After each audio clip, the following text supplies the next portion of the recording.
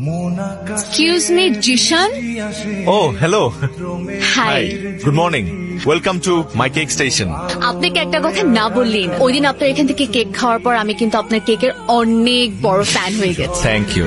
এই জন্য আমার মনে হচ্ছে ওর দ্য রাইট পার্সন যে আমাকে একটা বেস্ট বার্থডে কেক সাজেস্ট করতে পারবে। আপনি একদম ঠিক জায়গায় এসেছেন। বলুন কোন ফ্লেভারের কেক লাগবে। ফ্লেভার চুজ করার আগে আমার জানতে হবে যে আপনি কেকটা কার জন্য নিচ্ছেন।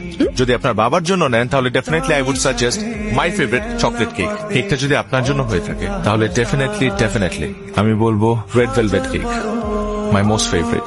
বলুন কার জন্য লাগছে কেক? শুভ। শুভ? ওকে, ডেফিনেটলি। এত কর্মব্যস্ততার মাঝে আপনি আপনার ফ্রেন্ডের জন্য কেক নিতে আসছেন মনে হয় না? Boyfriend. Actually, he's not my friend. He's my boyfriend.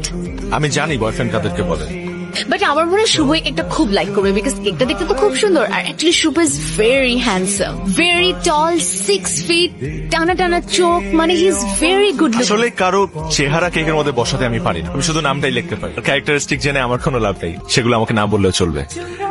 ওকে, দেখুন নাম ঠিক আছে কিনা। Happy birthday Shubho, my boyfriend. আপনার হ্যান্ডরাইটিং কিন্তু খুবই সুন্দর। হ্যাঁ, ছোটবেলা থেকে টিচাররা আমাকে এটা বলে বলে বড় করেছে, আমি জানি। কিন্তু ছোট একটা মিস্টেক হয়েছে। আবার কি? অ্যাকচুয়ালি বয়ফ্রেন্ড না, হি ইজ মাই ফ্রেন্ড। তাহলে শুধু শুধু মিথ্যা কথা বললেন কেন? খামাখা আমার সাথে দুষ্টামি করলেন, আর আমিও দুষ্টামি করে পচা ক্রিম দিয়ে ওর নামটা লিখলাম। আচ্ছা, শুভর জন্য আমার পক্ষ থেকে একটা birthday gift. So nice of you. Thank you, আমি এটা প্যাক করে দিচ্ছি। Excuse me. জি, শুভর জন্য। Thank you. ওয়েলকাম। আপনার ফ্রেন্ডকে বলবেন ভাইরা যেমন ফ্রেন্ডের মতো হয়, ফ্রেন্ডও কিন্তু ভাইয়ের মতোই। হ্যাপি বার্থডে শুভ।